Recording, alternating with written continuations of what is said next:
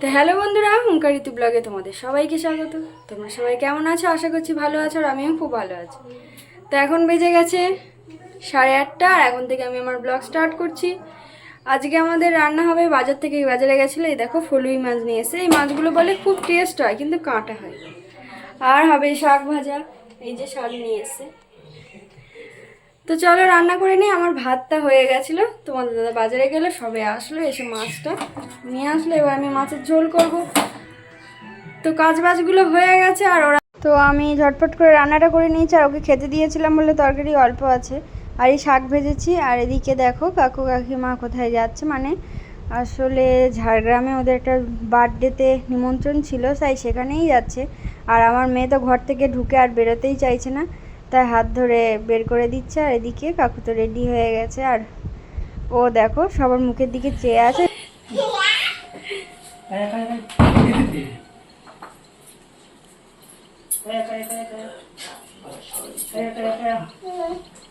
এদিকে দেখো, এদিকে দেখো, পড়ে গেছো তুমি।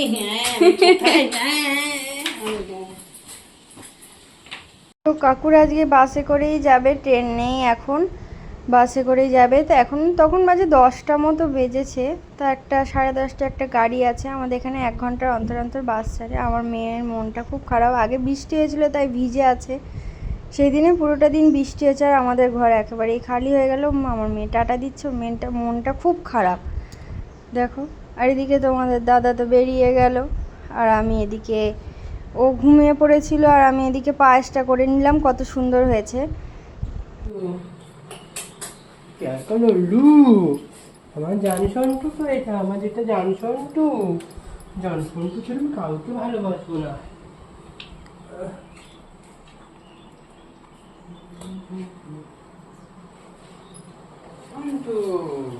তুমি তৎক্ষণ প্রায় রেডি করো, আমি বিরিয়ানিটা বের করে রাখছি তোমার কাছে। শুনছো? হাজি বিরিয়ানি।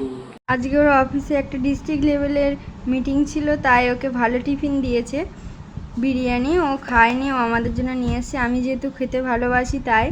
আর আমার মেয়ে দেখো দাঁড়িয়ে দাঁড়িয়ে দেখছে।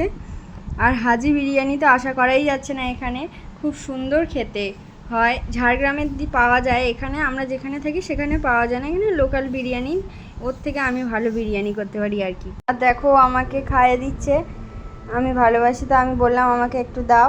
আর যেহেতু উল্টো রথ, তাই পাঁপড় আর সিঙ্গারা নিয়ে বসে পড়লাম। তো সবাইকে জানাই উল্টো রথের শুভেচ্ছা।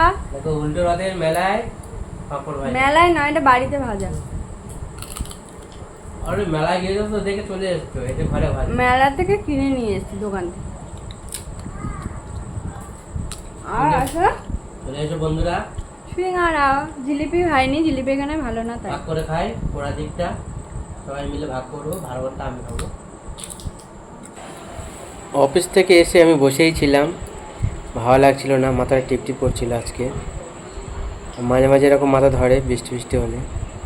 তা তোমার বৌদি বললো যে চলো একটু রথের মেলাতে ঘুরে আসি।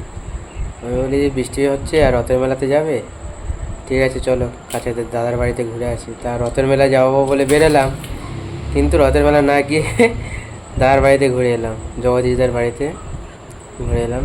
সেখান থেকে অনেক কিছু দিল, মিষ্টি ফিষ্টি খেলাম। তারপরে ওই মাঠে আমাদের দিদিদের কেউ দিয়ে গিয়েছিল, অত মাঠে যে বাদাম ফাদাম চাষ করে, কিছু বাদাম দিল, গাছের পেঁপে দিল, নিয়ে আসলাম। আসার পথে যেহেতু মেলাতে যাওয়া হয়নি, বৌদি বললো তাহলে একটু নিয়ে চলো, পাঁপড় নিয়ে চলো আর সিঙ্গারা, এইটাই। আর জিলিপি ওখানেই খেয়েছি আর কি, এসে সেটাই খাওয়া হচ্ছে। আমি আর ফাস্টফুডটা খুব একটা পছন্দ করি না, কিন্তু টুকটাক খাই না বললে আবার ঠিক ভুল হবে, টুকটাক খাই। আর তোমার দিদিভাই আবার একটু এই দিকটা বেশি আবার ইন্টারেস্টেড, ফাস্টফুড বললে আগেতে হাত তুলে বসে থাকে এরকম। যাই হোক, তোমরা ব্লগটা দেখতে থাকো, আর কেমন লাগে না লাগে অন্তত কমেন্টে জানিও, আর সাবস্ক্রাইব করো। বন্ধুরা সব ভালো থেকো। এরপরে আর সামনে পুজো আসতে, সব আসছে, সব আনন্দ সহিত কাটাও, ভালো থেকো। আমরা নতুন নতুন ব্লগ দেবো, আমরা নতুন নতুন ব্লগ দিতে থাকবো। তোমরা যত দেখো তত আমরা আনন্দ পাই, তত আমাদের এক্সট্রা হয়ে পড়ি যে এত ভালো ভালো ব্লগটা যদি দেওয়া যায়, বন্ধুদের কোথাও ঘুরতে গিয়ে কোথাও সেগুলো